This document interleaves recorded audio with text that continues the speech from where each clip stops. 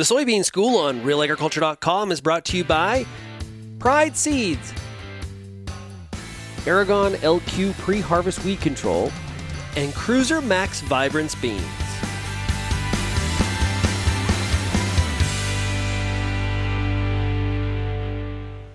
Bernard Tobin here on Soybean School, joined by Rob Miller from BASF. Rob, how's it going? Pretty good. How you doing, Bern? I'm doing great. Hey, it's great to be back out in the field. We're at the Mary Hill Research Station here and standing in some plots. And I want to talk today about pre versus post weed control. You know, it's an interesting year and how it's developed, but I guess it really starts from a weed control perspective with a good plan. Absolutely. So in terms of herbicide-resistant weeds such as glyphosate-resistant Canada fleabane or even water hemp, a good solid pre-program is critical to success and to maximize your yield potential. So even if you don't have some of those weeds, you always want to make sure you have a good plan and also plan to have some multiple modes of effective action, especially in that pre-emerge program. Talk about the plot you've got here. You've got a pre and a post plot.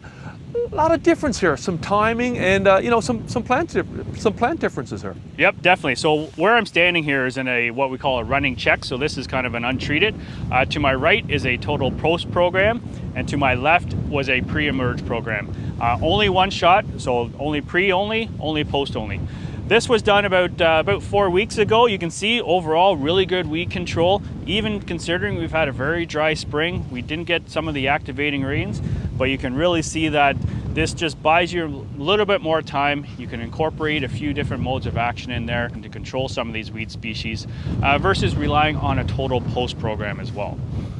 So Rob, we see some carcasses, some weed carcasses in the post. Obviously you had some weed control here. Talk about the weed-free period here. Obviously there might be some yield impacts if we're spraying that late in post. Yes, definitely. So there's research that's been done that the critical weed-free period is from the first to third trifoliate, but more recent research has been shown that critical weed-free period is very similar to corn. It's from emergence all the way up to the fourth trifoliate.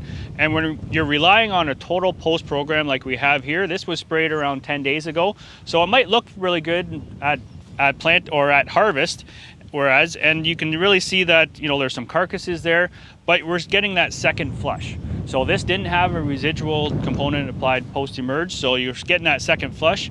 It's still probably going to have another shot of an in-crop herbicide before canopy closure, so it still is a two-pass program.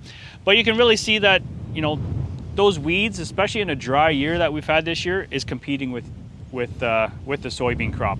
And we may not see it now, but usually later on in the season, another couple weeks from now, usually the start of August, is where we really start to see differences in the plant height. So although it's at roughly the fourth trifoliate stage now, when we look at it in August, you'll see the plants the plots that had a pre-treatment are actually bushier beans. So they didn't have that early season weed competition, more robust and setting yourself up for success going into the month of August.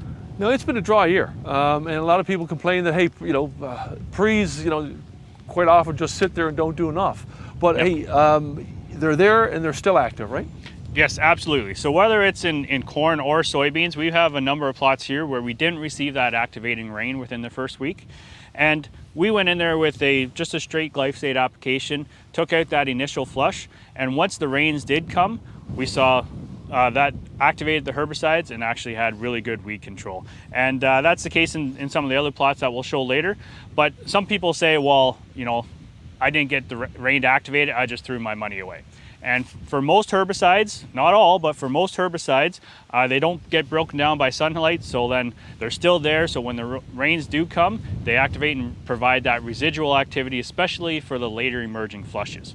So it buys you a little bit more time. We actually haven't had that many optimal spray days this year. We've had high temperatures, we've had windy conditions like we have now.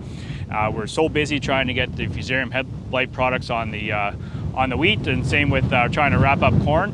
Having that residual program down, especially pre-emerge, buys you more time. So it allows the sprayer to wrap up some of the other crops. When you come back to the spray, to the beans, it's not a complete mess. Buys you a little bit more time, and you can wait a little bit for that optimal day. It takes out that urgency as well because the weeds aren't competing with that crop. Final question, Rob, and that is a 2-pass program. Typically, you prescribe a 2-pass. Will you come back with 2 passes, second pass on both of these? Probably will come back with a second pass for both. If I was a farmer, based on this weed pressure that we have at this research farm, we'd probably come back in here with a week or 10 days, depending on if it's IPs or just straight glyphosate. But that also allows you to, it's mostly just the grasses. They're smaller, they're actively growing. You can really just do a 2-pass program. So whether you're relying on total post or pre followed by post, it's really a 2-pass program for multiple weed control and the most consistent weed control and the best control that you can get on some of these resistant biotypes. Great stuff, Rob. Always great to have you on Soybean School. Perfect. Thanks.